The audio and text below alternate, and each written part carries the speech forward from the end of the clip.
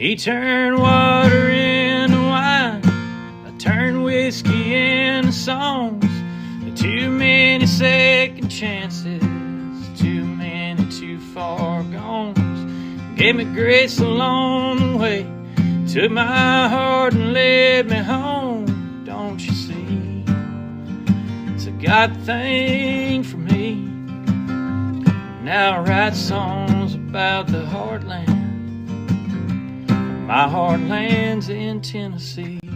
Welcome to the Heartland Journal podcast with Steve Abramowitz, editor-in-chief of heartlandjournal.com. Howdy, y'all. Welcome back. I'm Steve Abramowitz, and this is the Heartland Journal podcast. I am so happy you are here. Thank you for coming back. On this show, we are focused on our nation today with always an interesting person making a positive change in our community and lovers of truth. Today, we are talking with special guest Mike Dillon for the second time. You can go back in the library, episode 321, about a year ago today, and 135 shows ago.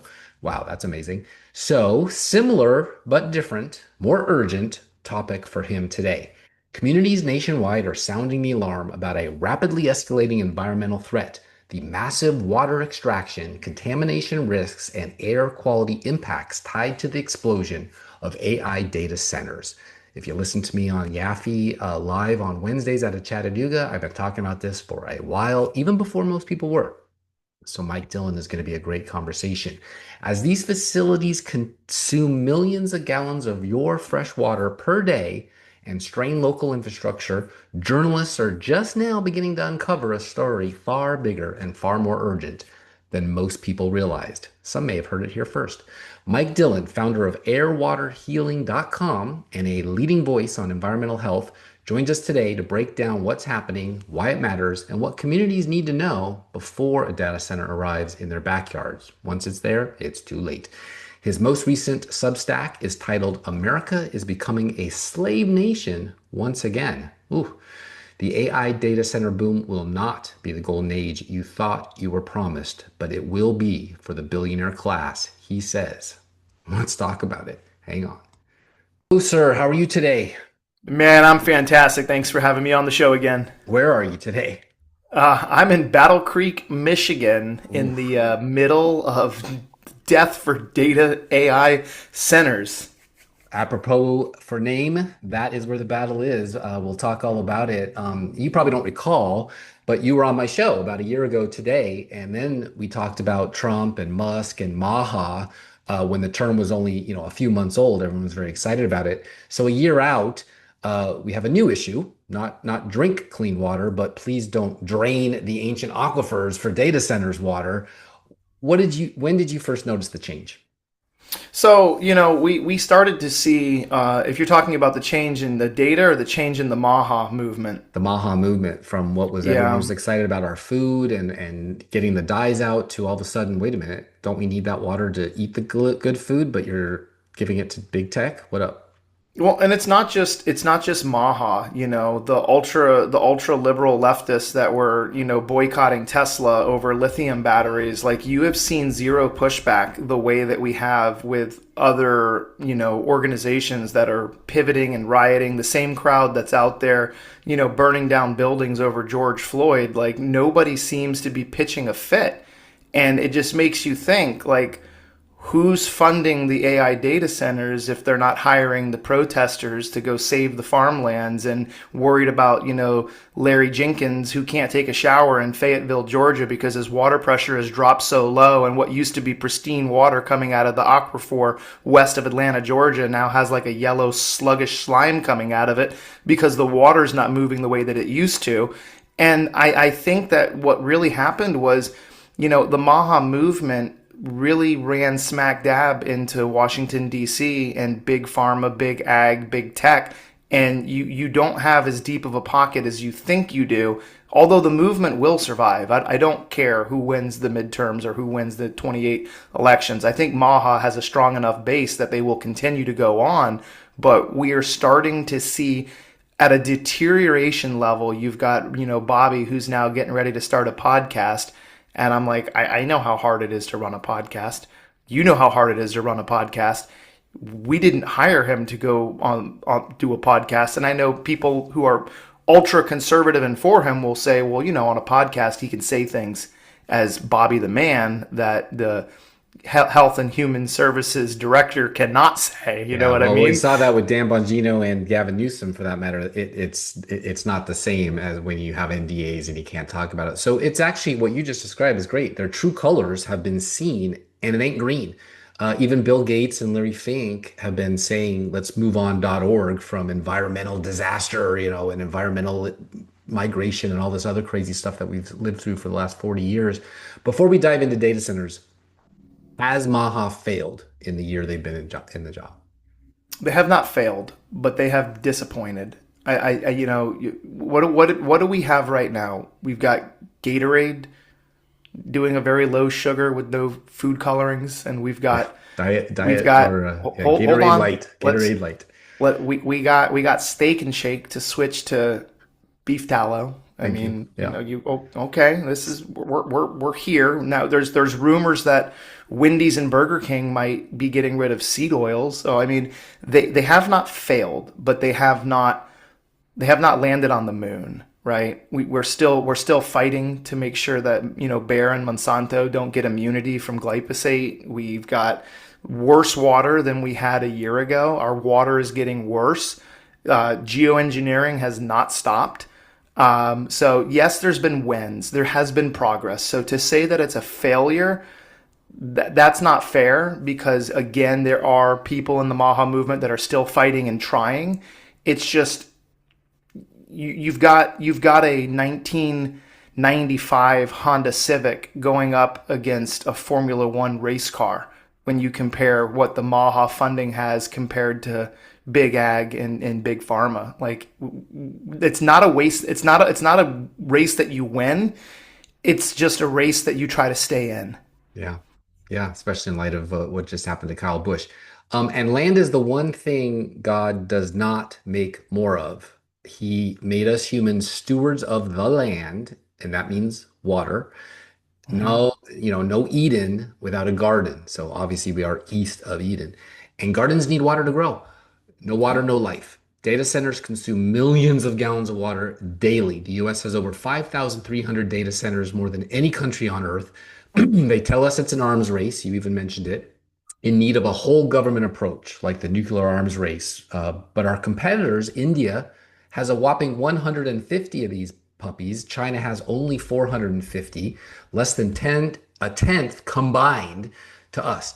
So we won the race before the gun was even fired. What, in your opinion, is the urgency Manhattan Project 2.0 for these?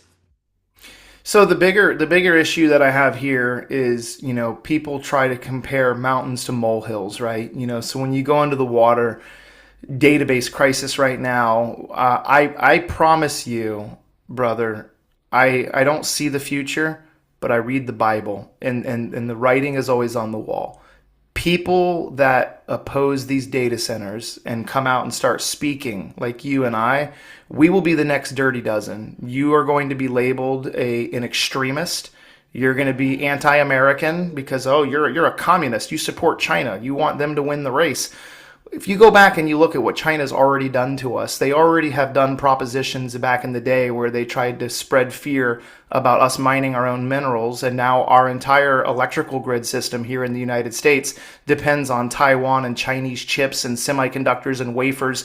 The California power grid is so dependent on Chinese technology that, the people that are for the data centers will go and say, hey, Purdue Chicken Factory in Virginia, they use more water every day than the largest data center. Okay, but there's not 5,000 Purdue chicken factories.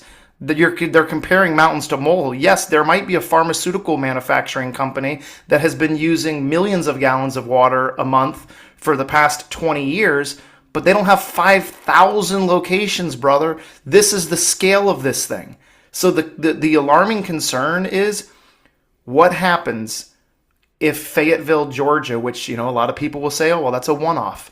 Were you there? Did you go and visit it firsthand? Have you been there before and after the water shortage?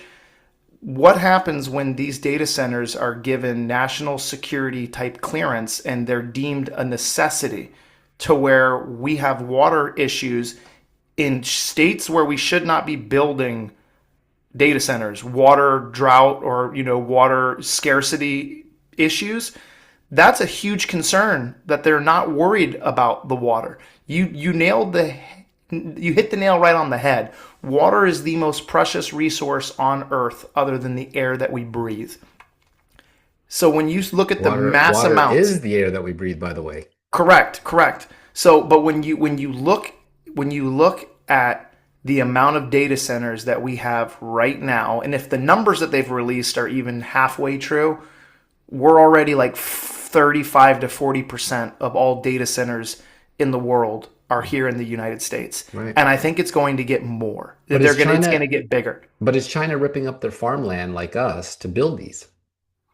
I think that China has already figured out how to drop things in the ocean. I think that they're light years ahead of what we're already doing. They already have the AI surveillance. If you've ever seen the videos, you could literally be in an airport in Beijing, and within 7 minutes, they will locate you anywhere you walk. They already have the cameras footage. They already have surveillance. They already have the deep state stuff, which is very much what's going to happen within our own AI data centers. But I think the bigger issue that people that aren't asking the questions is, Elon Musk had just said like 2 months ago, he's like, I think we're 5 years away from being able to run all of these data centers in the sky on low orbiting satellites powered by the sun. So then what happens? Are these data centers going to become the next mall? Remember when you and I were kids, we used to go to the mall. Our parents would drop us off. We'd run around with our buddies. We had $20 and we were king. There's not many malls in America that you can walk into that are above 50% capacity. Malls are dying. They're concrete jungles. AMC theaters too. Yeah, exactly. I mean, these are 5 Costco's at a time, and just imagine if they didn't have anything for sale. It only takes like 10 jobs. We'll get into that too in a second. But that's our enemies. Our friends in the UK are the second largest place on Earth with these things. They have a smaller landmass, obviously, an island. 500 active today, 9.3 trillion liters, CO2 emissions, 400 million tons. Whatever happened to environmentalism, right? I mean, estimated water usage to double by 2030. So that'll be 20 trillion liters a day. Or not a day, maybe that's a year. That's a day. Just 4 short years from now. Is the UK going to make itself Saudi Arabia, desert, hellscape, surface of the moon? Especially if you run out of water, and I understand that the water, the waterfall, rainfall that we have in the world hasn't really changed a whole lot, but we're talking about an energy sucker, right? I myself, 10, 15 years ago, I fell for the lie, thinking about the cloud, right? Like it's like this big fluffy thing up in the internet where I'm sending a picture and it goes up to the cloud, but that's not what we're dealing with, right? The cloud is infrastructure. It's water, it's electricity, it's construction dust, it's diesel generator upon diesel generator upon diesel generator of backups that are continually running through maintenance. They're continually running these generators. It's light pollution. It's a constant hum. It's a heating of the area. It's sucking from the aquifers when the city water doesn't have enough. They're digging even deeper wells. And when you hear these stories, now this is not independent journalism. I have not confirmed this fact, but I do have an independent journalist that did report back to us that in the Fayetteville, Georgia data center that's owned by Meta, we were told that initially when they were going through the building process, they tapped into the water supply and they did it without a permit. Now the story's coming out and saying that the meter just wasn't hooked up properly and they went through tens of millions of gallons of water and paid $0. Yeah. So whichever it is, it's a tragedy to the people of Fayetteville. When my sprinkler head broke, the city was all over me with a fine for having a backflow issue, and they couldn't figure out that millions of gallons were getting consumed. That's a big joke, obviously. And so let's talk about that. Northern Virginia alone, okay, aka suburb of DC, 300 plus data centers, the largest cluster on Earth. Have Yeah. you seen states and counties using eminent domain, not for the centers, but for the transmission lines? Yeah, that's what's happening. They're getting sweetheart deals, and people will come and defend them and say, "Oh no, they're not getting priority over the electricity. They're not getting a lower kilowatt per hour."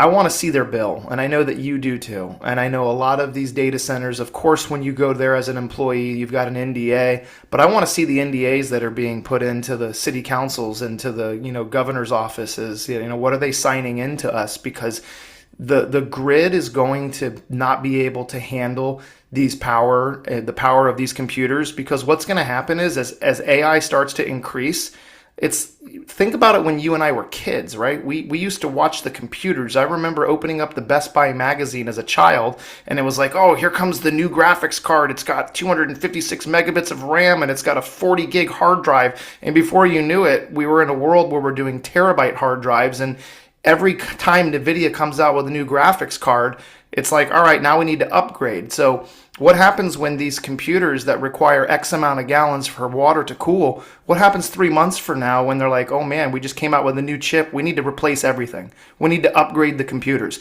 We need to upgrade the electricity, the electrical grid. So then what happens when all those people in Virginia, which right now, I don't know if you know this, but like they say somewhere between 70 and 90% of the entire internet is running through Virginia. It's running through that AI data center alley, what they call, AI Valley.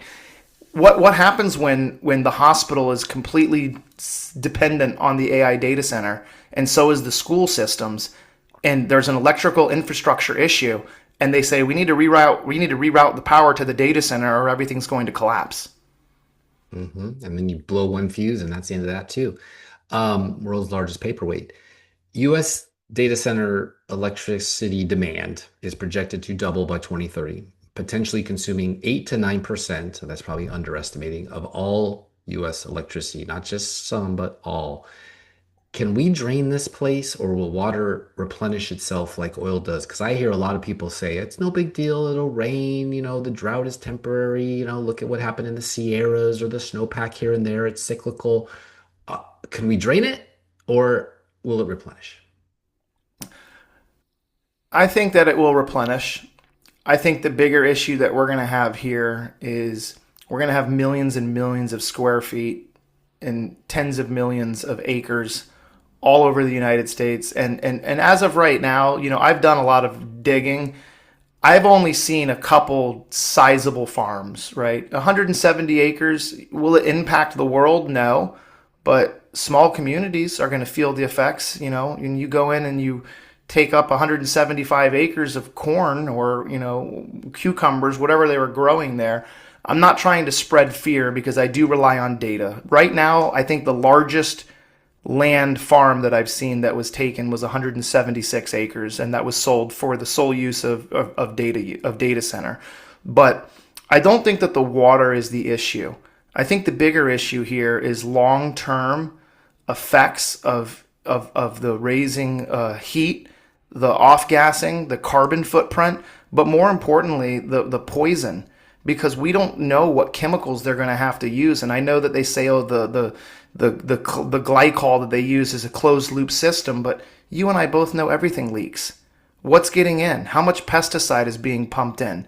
How much diesel gas is being put into the air in the surrounding areas? It's funny you What say about that. I just saw that Amazon is replenishing their fleet of electric delivery vehicles with diesel-powered generators to get the electric things to even work. So it's a big, big joke. It's all for show. It's just like growing up in Seattle area and seeing the waters getting polluted by Microsoft, which was supposed to be green, anti-paper, going to put Weyerhaeuser out of business. We weren't going to be writing things down on notes anymore.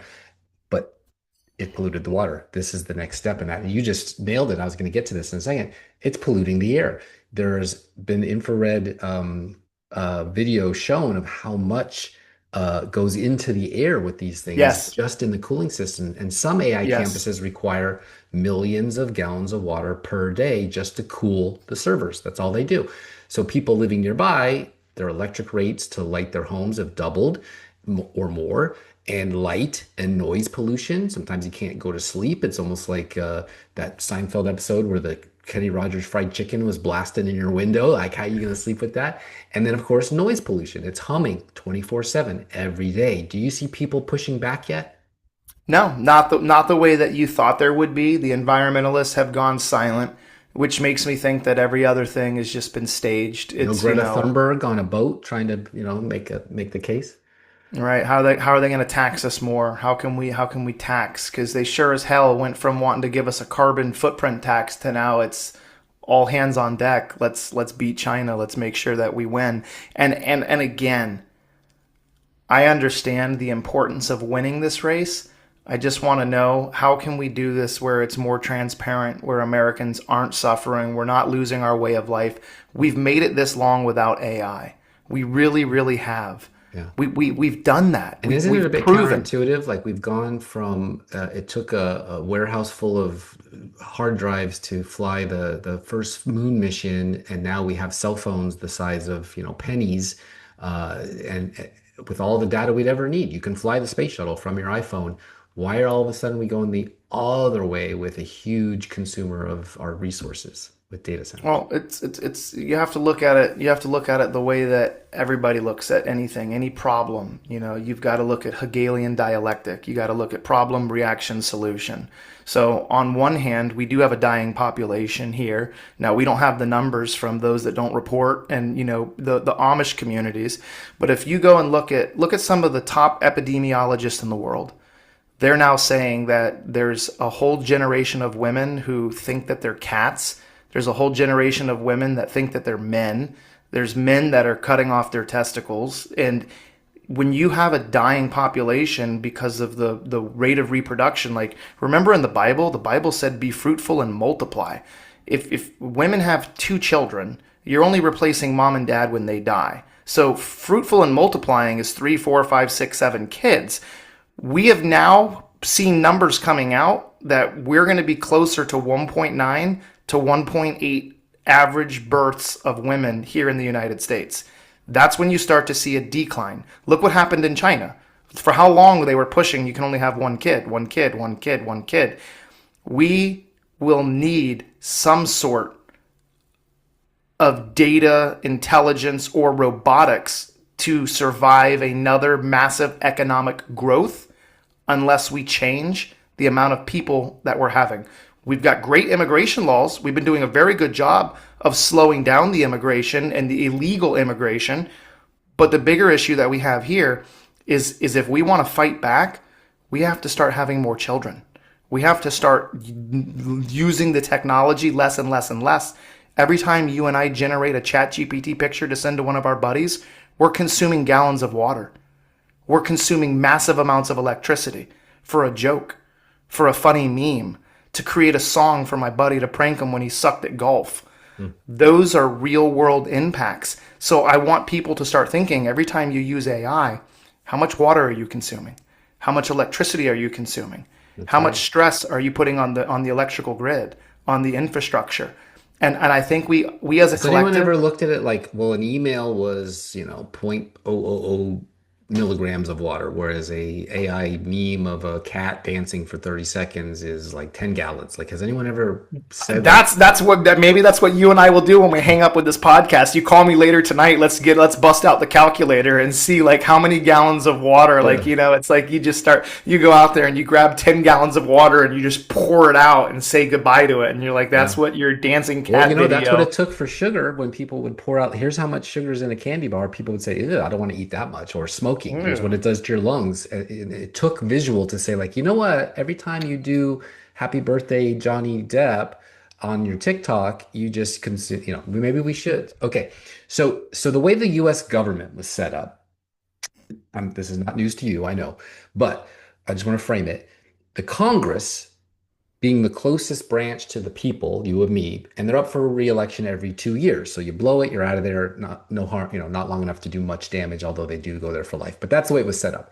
Local is even closer, obviously, because we live with these people, our neighbors and our co-workers sometimes. Some city councils today, and you've been documenting it, you've been watching it on the video too, have voted on these things with huge citizen protests anyway. They're neighbors.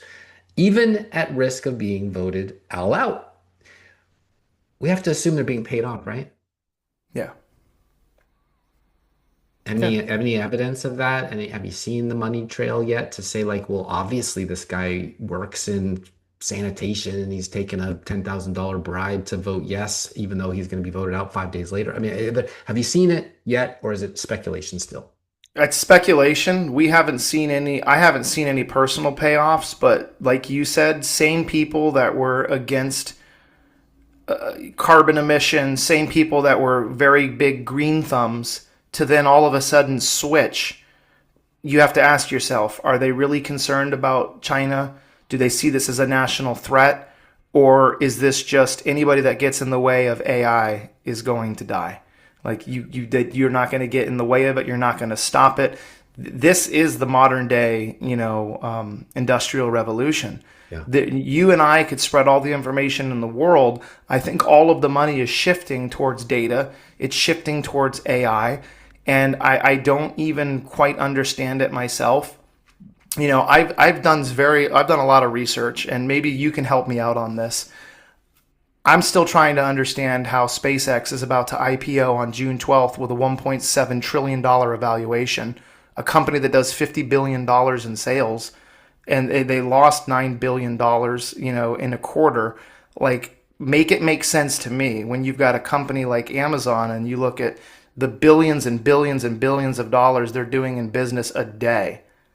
Like P.T. Barnum said, there's a sucker born every minute. I call it the renewable industrial complex. Local governments across the country are fast tracking approvals, often with minimal public input, dark of night, backroom deals, NDAs.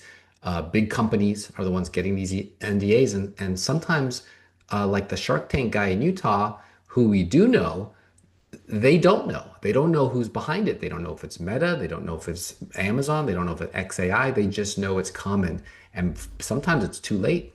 They go up really fast. They're not very expensive. It's not like it's a high rise in Manhattan. It's like, boom, done.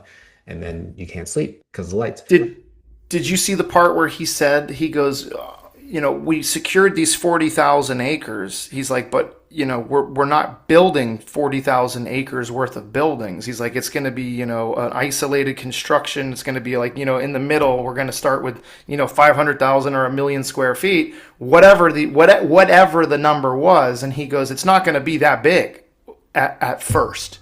Right. So, but where do you draw the line? You have to assume then, because he's showing the playbook, I think, and it's speculation on my part because I don't know the man, and we're talking about the Mr. Wonderful from Shark Tank in Utah. Mm-hmm. This is part of the land grab. This is what they did to the Indians. This is what happens is you say, once you're into a 40 or 50-year lease, we can do whatever we want with it. So once we inevitably fail, because there's no possible way on earth we can make this much power anyway, now it's the same thing they did with solar panels. We're going to take all the land once it's proven to be ineffectual and doesn't actually work, and the company goes broke like the railroads did. We've got the land to do with as we please, which is a control of your favorite subject, the water. But that's just one guy's opinion. What's yours?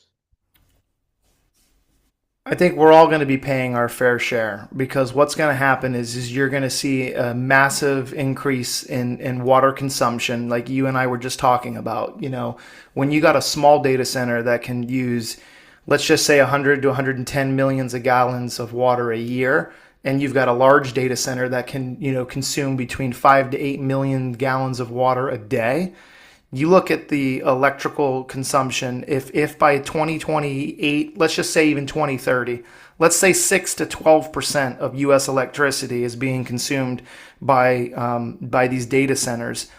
You have to look at the kilowatts, right? So the EPRI estimates that data centers could grow to about 9 to 12% of the U.S. electrical generation by 2030. So if these AI companies need massive new power plants, are they paying for them, or are the ratepayers paying for them? Because as a collective, I want to know, like, are the local communities, once the construction of the center is built, are we getting jobs? Or are we just getting higher utility bills? No, because a lot of these 10 jobs after the construction is done, maybe 2,000, or like in Wyoming, 5,000 illegals are building these things at the time of construction. But like I said, they go up quick and then they leave, and there's like 1 to 10 people actually have to run the darn thing. It's like a security guard and it's like Homer Simpson at the nuclear plant. Just make sure you don't fall asleep. Just press the button from the Press the show button. of Lost. You Make just sure it's every not 12 the wrong hours, you button. just got to press the button. Yeah, which is mostly just a time clock. Okay, so let me ask you this. Your point is valid. I'm not going to discredit it, but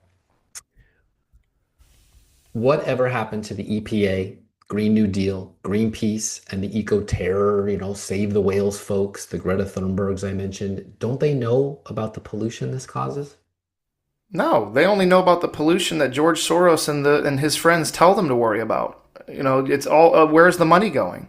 You got to follow the money. Right. So You and I both. we're selling out our entire infrastructure, including water, which is life, for somebody's bottom line.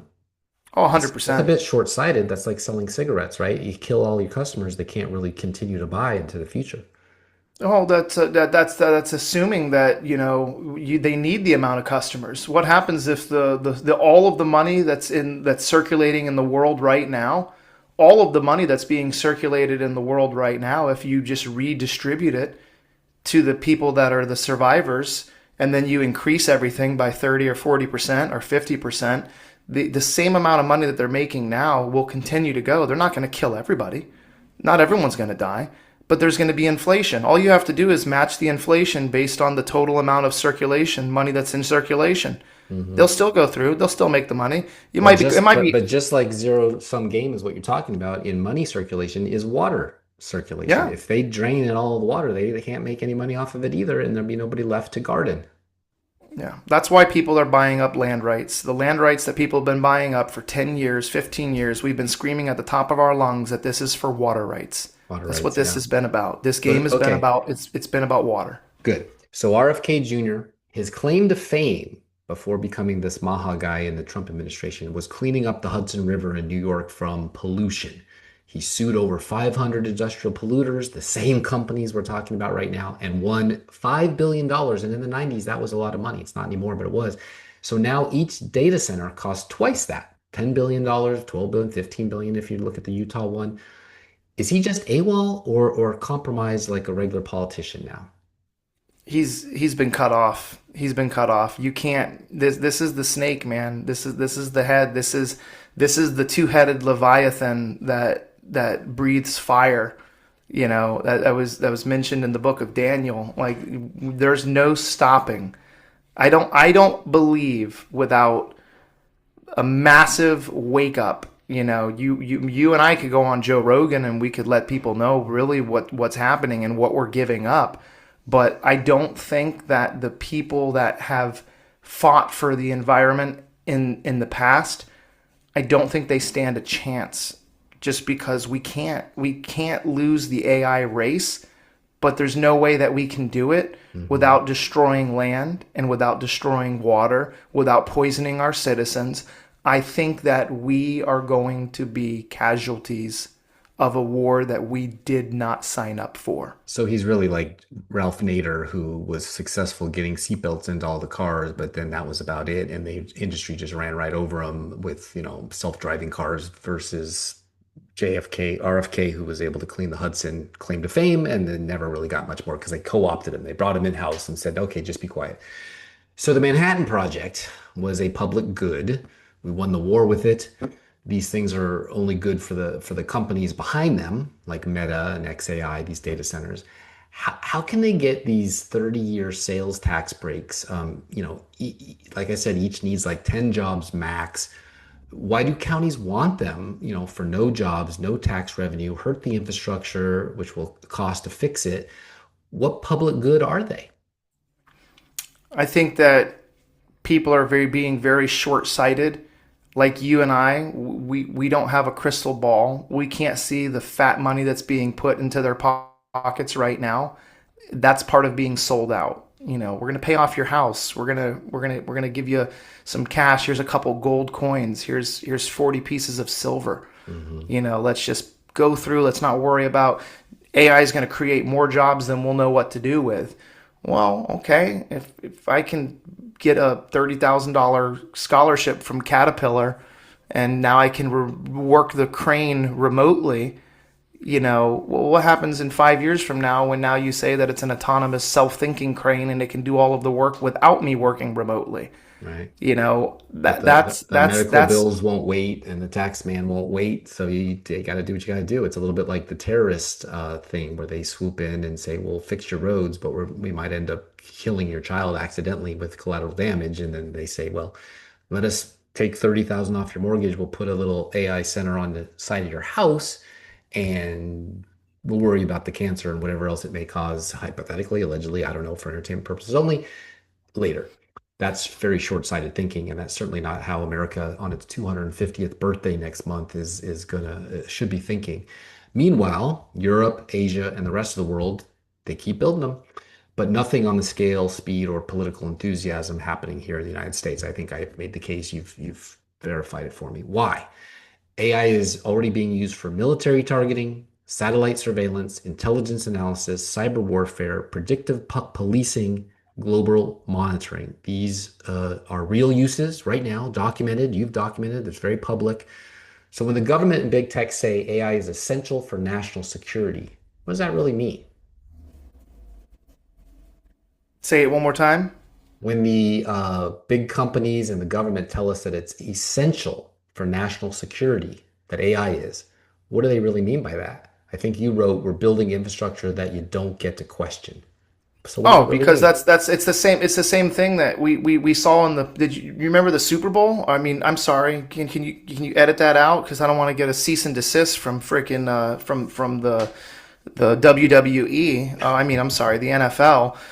Whatever it is that the modern day Coliseum guys are watching these days. The ones that are going to be on the White House lawn next week? Yeah, exactly. So you've got the Ring doorbell company, which had launched that Super Bowl commercial where they're like, oh, we're all going to allow people to have access to our doorbell cameras, and it's going to be for the safety of a dog. Find You your know, lost what- dog. Yeah. find your lost dog, and now they've got the other smart home company that's not Ring doorbell. I think it was like ADT. ADT's got a button where like you get a water alert, and your neighbor can come by with their registered fingerprint, or they can input your password, and they can have shared passwords, so they can come in and I'm gonna cut your water line off underneath your sink, so there's no more damage. Threat secured. All of those computers, all of that AI, all of those cameras working. They do it in the matter of national security. I can imagine right now that if they ran a campaign after seeing what they successfully got away with COVID, look me in the eyes and tell me that they would not say, we can end child sex trafficking if we put a camera on every house and every street corner. This is for children, Yeah. and there can never be another terrorist threat again. Every We just need hotel room, everybody. every cruise line, every transportation truck, every road stop, We're everywhere. not going to watch you in the bathroom, guys. You've got nothing to hide. But if you really care about saving the children and you care about national security, we need to sign up Right.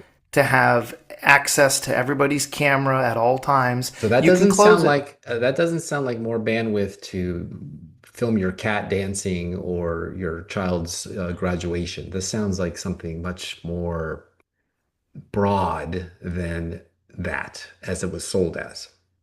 Well, and we already have all of the data. You look at Facebook, you look at Instagram, we film our children, not me, but we as a people, we're filming our kids, we're putting our stuff out there, and the same crunchy moms that are out there that are like, I don't put my kid's picture out there on the internet, but you let them go get Life Touch photos for the school. You let them go out and get your yearbook photo, which all of that information is put in. For decades, they've been taking pictures of our kids, getting the high resolution photos of their eyes, looking at their facial Well, I remember as a features. kid, they said, "Oh, we got to get your fingerprints on file in case you're ever kidnapped." So every kid did it in California that I know of in Yeah. the 70s.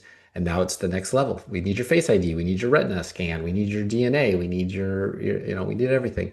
so they can make another one of you in China and get rid of you, and you can go to work. Hypothetical for entertainment purposes only, of This course. is for entertainment only, guys. We're not saying that. Go, yes, Yeah. put the camera on my tree and let's just strap a GoPro to my head and you guys will walk around, we'll film, we'll content. Think about all these content creators they've been mapping the globe. Like they've just been mapping everything. Every Yeah. street corner that you go to, Well, the there's just Waymo somebody cars can do constantly that, filming. and I remember Google weird looking cars going around with the little beanies on their head, and that was just the beginning.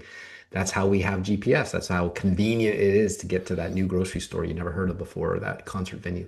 So you wrote, because once something is labeled national security, quote unquote, your rights, your voice, your vote, they all shrink.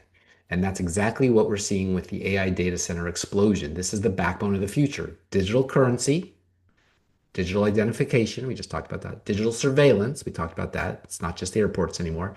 Digital compliance, don't know what that is. Digital punishment. What are digital compliance and punishment? And yes, the phrase 15-minute cities is a real thing. Urban planners use it, governments promote it, tech companies love it. Yeah.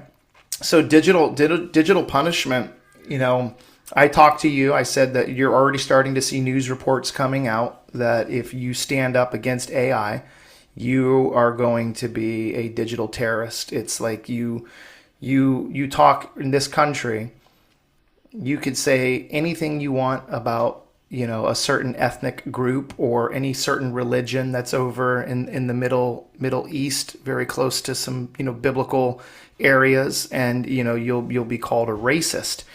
You know, this whole AI thing, digital punishment is going to be like the guys that were censored. You know, you look at these big podcasters and people that had a big voice during COVID, they were deplatformed, they were demonetized, they were decensored, or they were censored. I'm telling you that the digital punishment that you're going to get for speaking out against the AI is going to be 10 times worse than the COVID vaccine. Mark my words. And so what about everything outside that 15 minutes radius? Restricted, monitored, discouraged, or priced out? What? Yeah. So you know what happens is same thing that I talked about earlier when they use Hegelian dialectic, right? Problem, reaction, solution. During COVID, they took away your rights and they forced your hand for convenience. You don't want to wear a mask? Get a shot. You want to travel and go see grandma? Get a shot. We're going to lose the technology. We're going to lose the technology that got us to the moon, or so they say. And then they accidentally deleted the footage. They didn't just erase it. It was just deleted, right? All of the footage, you know, the dancing guys and, you know, 1960s when we all had, you know, colored bubbled television screens and you had a rotary phone and we blasted two cowboys on a frickin' little rocket with a Chevy small block in it. But yet the whole world was like, this is the greatest accomplishment in human history. What do you think happens? Tell me how many of your friends, or let's say how many of the people that oppose your show are told, we're going back to dial-up internet. We lost satellite. If you want to watch Netflix without a 30 to 40 second buffer every 1 minute, you're going to have to move closer to where the data center is because all of the internet has been rewired. You're right, guys. Wi-Fi is bad. We figured it out. We have to hardwire. We're going to hardwire homes and we're going to give you guys a universal income. All you got to do is just come on into the smart city. Come on into the smart city cell block. The water shortage, guys, we had no idea how important these centers were. And again, guys, this is all for entertainment. But I know half of my friends would pack up their entire house and say, I'm not going back to dial-up internet. I won't do it. Especially if they Cell need phone service, for work or laptop why computers, and yeah, why would you ever want to leave? unless Why you're would you ever leave? the farmers, 300,000 in Tennessee alone, that can't up and leave and move closer to the data centers because they live where the food is being grown or the cattle is grazing. That wouldn't make sense, which is probably why they're under attack all the time for land rights, water rights, etc. Food rights, even being able to sell the darn stuff, imports from Argentina. So the major corporations driving the AI data center explosion: Microsoft, Amazon, which is really AWS, Google, Meta, Oracle, NVIDIA, because they provide the chips. So this is good for them. That's why their market cap is over $1 trillion. Palantir in the defense and surveillance, Raytheon, Lockheed Martin, Northrop Grumman, so not just for bonds anymore. Global governance influencers, World Economic Forum, United Nations AI Advisory Group, so they got those. OECD Digital Governance Councils. Here's the part that you say ties it all together. You're seeing automatic approvals for AI data centers at the local, county, state, and federal levels. We talked about that. Your vote wasn't asked for. Our input wasn't wanted. Our concerns were not considered. Why? You say because this is the billionaire class dream scenario. Centralized infrastructure, 15-minute city, I guess. Centralized power, people at the top who always do the better than the rest. Centralized surveillance, you got to keep grandma safe when she walks to the church. Centralized digital currency, although Scott Bissett yesterday said that's not happening, so either he lied or it's not happening. Centralized mobility, which I guess if you live in the 15-minute city, why go outside the 15-minute city like Neo in The Matrix, where he has to jump up out of the clouds and come down. Centralized water and energy control, we talked about that, all wrapped in the warm blanket of national security. And if you don't comply, if you don't pay the new rates, if you don't surrender your land or your water rights, if you don't plug into the system, what happens? Digital death. Take away your rights, take away your access. The water gets shut off. Water gets rerouted. They will leave you in the Badlands. You will just be a part of a new revolution of people that are running around. If you believe in God, you have to look at the signs. This was already told to us, right? Jesus told us to prepare in more ways than one. We have to prepare. Be prepared, right? Be the person that put the extra oil in the candle. Be ready to get cut off from everything that you knew, because when the mark of the beast comes, I promise you, most of the people in this country, even Christians, are going to take it. They are not going to want to give up their way of life. They are not going to want to give up what we've done. We have a generation of children who, brother, they have been destroyed by this. They've been destroyed by this. Yeah. This here. Their attention span, their bandwidth. They are going to take all of that away unless you comply. The writing is there. The writing is on the wall. This billionaire, trillionaire club, they've already known that this is what they had to do to be able. COVID was just a test run. COVID was a test run. So these dinosaurs like me were out, not metaphorically, just literally. What can you do to prepare? Do you have some warnings and some equipment out there that people can do, or is it just pray? I think the best thing to do is hold these people accountable. You know, we have seen some citizens rise above in small communities, and we have ousted the bills. You know, if you look at Utah had a huge turnout to oppose that 40,000 acre, and it got pushed through anyways. So who, what, when, where, why the money flowed through, I don't know, but to be able to get it to be approved. Yeah, and not to be salacious, but the American Revolution didn't really work out at the ballot box for the city council either. I mean, they had to. That's why it's called a revolution, not a ballot measure.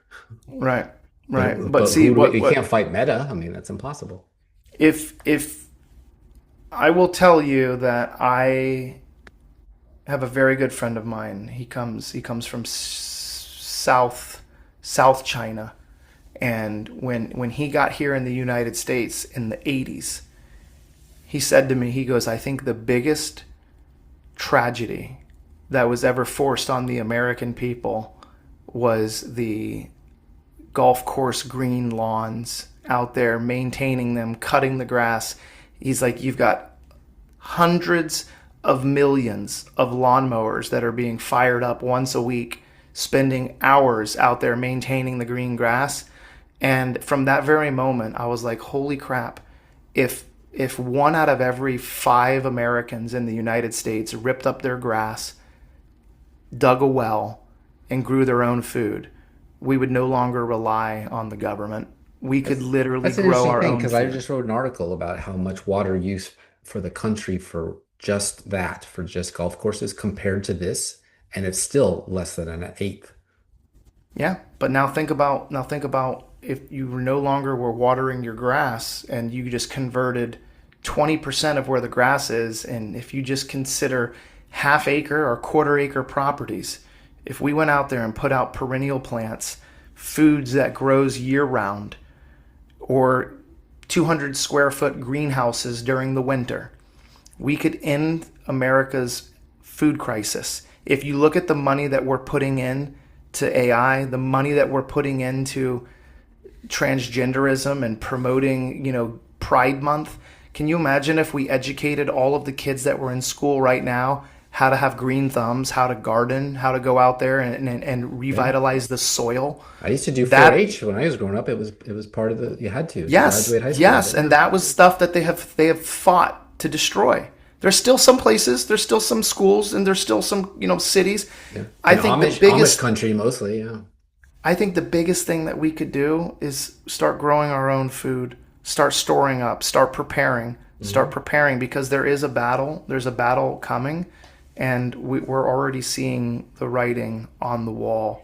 Your website says if you want to stay free, you need alternative water, alternative power, alternative food sources, alternative skills, alternative community, faith that grounds you, and yes, alternative water is critical. If you want to secure your own water supply, you recommend looking into atmospheric water generators. They pull clean drinking water straight from the air, no wells, no municipal hookups, no permission required. You can learn more at airwaterhealing.com. As we wrap it up here, we did talk a lot about data centers, which are new, but what's going on with the solar farms? And now, farmland use, obviously for the data centers, and between the two, where are the people and the cattle supposed to live when it all doubles in 5 years and again in another 10? Solar's not going to be the way. I can promise you that. But what about all the land that they Especially, currently sit on? it's a tragedy. Just look at Las Vegas. Look at how much money Las Vegas spent, billions and billions of dollars to create a couple $1 million in electricity. Solar panels get dirty. They need to be replaced. The cost of silver is astronomical. The cost of semiconductors are going up. You can't. Where I'm at in Battle Creek, man, you can't drive. You can't drive 5 miles in any direction without seeing every other house. No solar farms. No solar farms. Everybody's against it. Nobody wants it. Farmers don't want to By the sell way, their I don't know land. if you're a Democrat or Republican, don't really care, but don't you think this is a Republican issue? Because the land you just described is usually in red areas, red country, red states, like Mhm. Tennessee, like Alabama, like Georgia was. Don't you think Republicans should grab this and run with it for the midterms and maybe even keep the Congress? Because Democrats are starting to notice. Yeah, I think the shape-shifting reptilians that run the entire universe, they don't vote red or blue. I think that they just want to create as much electricity as they can because Didn't they know expect that you to they're go going to there, need it. but okay, that's cool. It was a lighthearted joke. I don't really think that there are any shape-shifting reptilians, but I do believe that we have walked among angels. I am a Christian, and I do believe that everything that was written inside of the Bible was there for a reason. I believe it was spoken by God. I think you're right. I think the Republicans should shut down this whole solar farm stuff. Farming is the backbone of America. It really, really is, and the shift that they're going now, I don't think they're concerned about the food supply, and unless they're expecting there to be, I don't know, man, maybe there's going to be a massive Hanta bug that has intercourse with an Ebola bug, and they've got a super spreading bug that's going to come out and wipe out half the population, and all they're caring about is having energy to run the robots so these guys can still have their omelets and their mocha frappuccino. We got to They try made to a make big mistake with that one because they killed all the bees. So without the bees, you can't have the most common moving one thing to the other. The bats, there are not enough of them. So, all right. Well, Well, Mike, who knows, man? Maybe Bill Gates, man. Bill Gates could be working on a nano robotic bee that'll be solar powered. I mean, gosh, Google's dude. mosquitoes. Who knows? Who knows? For entertainment purposes only. I'm not entertained by mosquitoes. Don't like them even when they're not messed with genetically. But Mike, Thank you so much. That we've had 2 episodes now. We still didn't solve the problems with the universe. We're working on it, and I appreciate your knowledge and your information about it. So please, for the second time, tell everyone where they can find out more about you. And thank you for talking about our most precious resource, our God-given water. Tell us where we can find out more about you on social or your website. Yeah, and remember, guys, God gave us the water, not the robots. It was here for us. This is our world. This is our universe. We were put here for a special reason, and that is for us to be able to take care of this land and to be able to protect it and use the resources that were given to us. Not big power banks, not big data centers. Air Water Healing on X, Air Water Healing on Instagram, and I run on Rumble or Lindell TV. I do Maha with Mike. I do 1 or 2 episodes a week, and we just talk about anything that is health, wealth, or the well-being of your children. And we will never be bought, we'll never be silenced. And praise God, and thank you so much for having me on the show. And God bless you. That is a valuable mission. Thank you for even picking up the mantle and being willing to do that. And say hi to Mike for us. Hang on, everybody. I will be right back. I'll write songs about the heartland. My heartland's in Tennessee. Thanks for coming back. You thirsty now?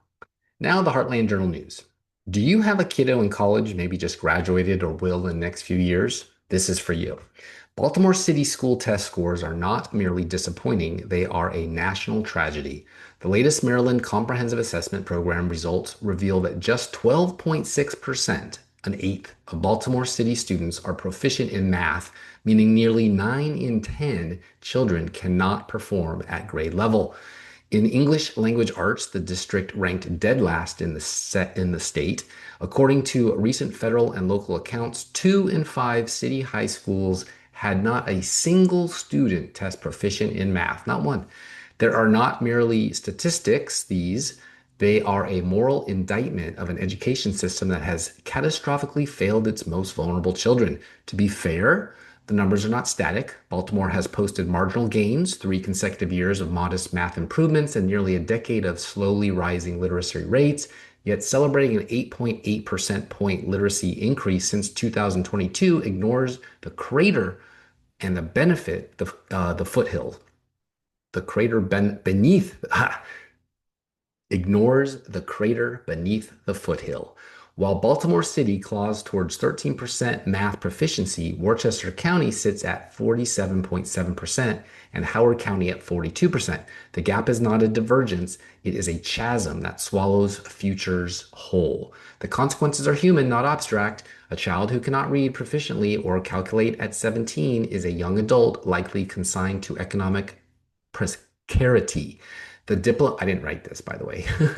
The diploma Baltimore hands too many graduates is a certificate of attendance, not of competence. How a major American city allows generations of children to pass through its schoolhouses without mastering fundamental skills is a question of political will.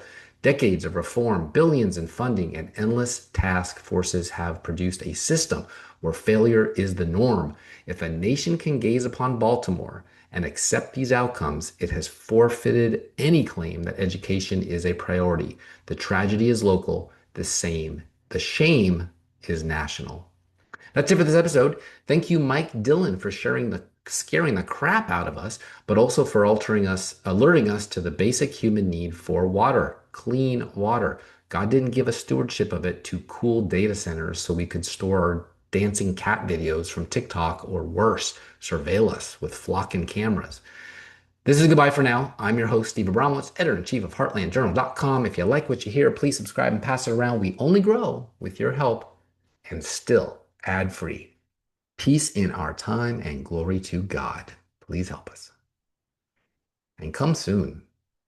Communities across the country are fighting back against data centers, and now it's happening in Gilroy. Amazon wants to build a data center there. It's coming without a public vote or city council hearing, and residents are pushing back. Here's NBC's Robert Honda. The new data center project is being built in this industrial area of Gilroy, and even though it's big, it's not something that people see or come across very often. That's one reason why Amazon is having a community meeting, because so many people are only finding out about it now, and some aren't too happy. The project, the Gilroy Data Center, is being built on a 56-acre site on Arroyo Circle to house an Amazon Web Services, or AWS, data center. A data center is a facility the city can approve for its industrial zone by the city's community development director rather than a public city council process. So some residents didn't hear about it until work began earlier this month. I hope we have the necessary resources, like enough electricity and the water to supply it.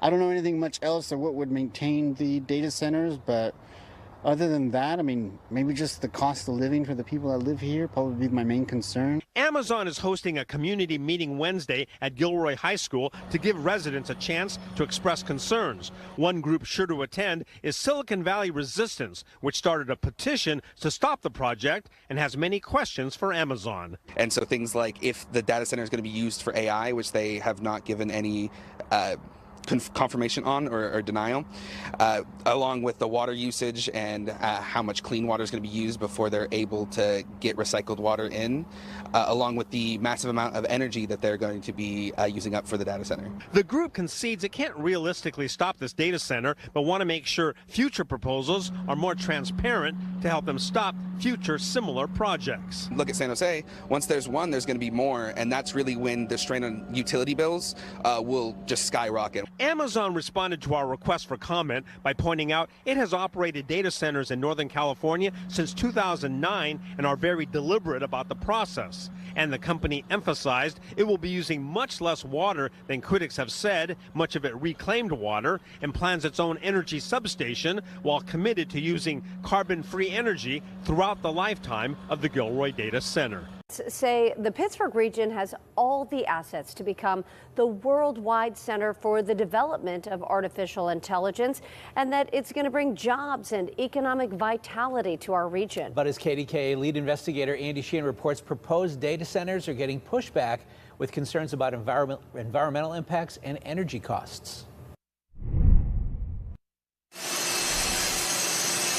Wyatt Weston is in the middle of an 18-week welding course here at the Steamfitters Technology Center in Harmony.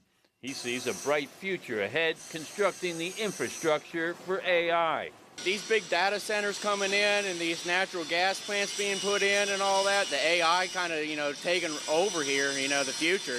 That's what it is. It's the future. Combining the technological know-how of CMU and Pitt with the vast resources of natural gas, proponents say we can redevelop our industrial sites into data centers to provide AI companies the needed computing capacity. There's no better area than Western Pennsylvania poised to do this. It should be the Silicon Valley for artificial intelligence. Steamfitters Union President Ken Broadbent says the region has all the assets to create a thriving AI economy, including the engineers to develop it and the construction workers to build and maintain it. Use the natural gas, use our brain power. Our workforce in Western Pennsylvania is second to none. The building trades can build anything. We need to get moving. My client is tonight seeking conditional use approval. But in this heady rush to the future, others are saying not so fast. The proposed data centers in Stowe and Springdale are getting pushback from residents who are concerned about noise, pollution, and the use of vast quantities of water to cool the plants. While developers say their construction will bring both jobs and tax revenue, they're facing opposition across the state and have been bringing out large crowds in Springdale, where residents are protesting the conversion of this recently raised power plant site. I don't like it. And I don't think it's right the way they treat the people that live in this community. But guess what? We're going to keep fighting. The other big concern is the massive amounts of electricity needed to power the centers. While their construction will be a boon to natural gas companies, the prospect of more fracking here has sparked a new debate with environmentalists. The U.S. is projected to need more than double its current energy output to power AI over the next 5 years. It's not clear how much of that cost will be borne by the AI companies or the public. Should we be paying an increased fee for electricity, doing the same thing that we've done for years, just because there's more demand for electricity from this new industry? No, that doesn't strike me as fair. Others worry that besides doubling their heating bill, AI is going to put them out of a job.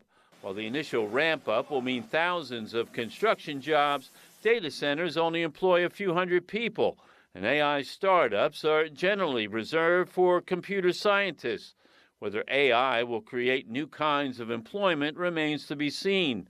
But Broadbent says if we don't do it, other regions will. You got to embrace technology because you're not going to stop it. If you want to stay on top of things, you got to change with technology and adapt. Rapidly expand into communities. Data centers are filled with servers and other equipment that power the internet and artificial intelligence. The Pew Research Center says there are about 3,000 now, with 1,500 more planned in the U.S. The growing use of water and electricity is sparking pushback in some communities, and state leaders are proposing new rules to make data centers pay their own infrastructure costs. Folks gathered at a farmhouse surrounded by data centers in Hillsborough to protest both new centers and tax breaks for existing ones. A sentiment shared across the nation in this moment. Nationwide, pushback against the continued construction of data centers in local communities. Hundreds rallying in Utah in opposition to a data center slated to be more than twice the size of Manhattan. Here in Hillsborough, dozens rallied in the rain to speak out against these data centers. People need to wake up about what data centers are doing. They're increasing our electricity bills, they're taking our water, it's across the nation, and we're not happy, and people need to step up and say, no, this is not okay. Data centers typically house computers or servers that store information like healthcare records, banking information, and cloud-based software. But the recent AI boom has led to a spike in energy-hungry data centers. We've been asking about the effects of data centers in the area and the impacts on people, and all of that is behind a curtain that we're told we can't have, or it costs a lot of money for us to have. Oregon State Senate District 15 candidate Myrna Munoz spoke at Saturday's rally, criticizing leadership for allowing data centers to qualify for tax breaks. Forest Grove lost 51 teachers this year, and in Beaverton, they closed down a school. All this, they're telling us there's no money in the meantime that we're helping billionaires make more money, and I don't think it's fair to our community. Munoz's opponent in the race, incumbent state senator Janine Solman, told KGW in a statement, quote, "My focus this weekend is on getting out the vote and talking with as many voters as I can. My record on this issue speaks for itself. I championed the Power Act to hold data centers accountable, and I've called for ending tax breaks for data centers statewide." Back in March, state leaders passed a one-year moratorium on data center tax breaks effective June 6th. Hillsborough received 17 applications between then and now for said tax breaks. We need to be looking at what these things are going to do to us, to our children, and to our children's children, because now is the time to act. The city of Hillsborough's website says there is now a pause in accepting new data center applications. Keep telling me lies. So, I want the propensity to use. I can't do that. No moratorium on all hyperscale data centers in Muskogee County.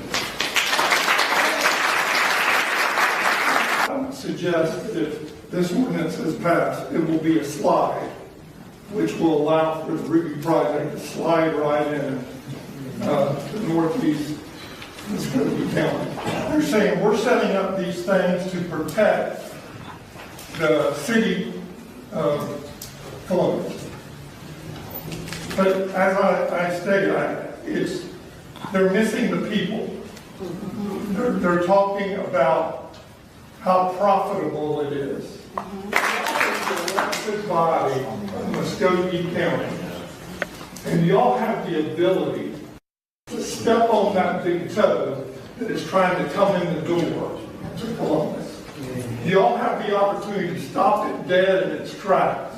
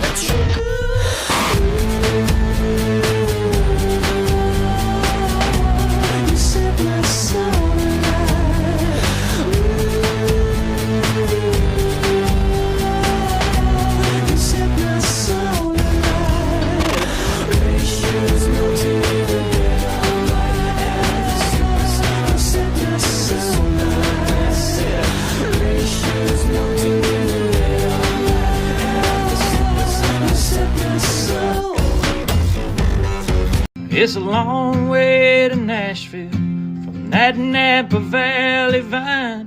Put me on a road less traveled. Lord, now I know why. God knew I'd get there in His perfect time.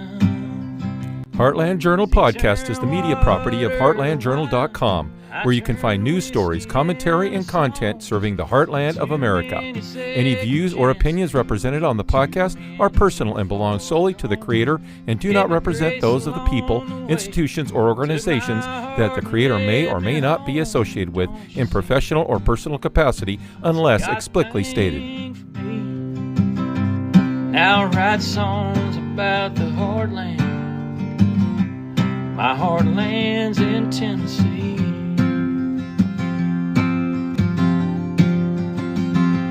Now I write songs about the heartland. My heartland's in Tennessee.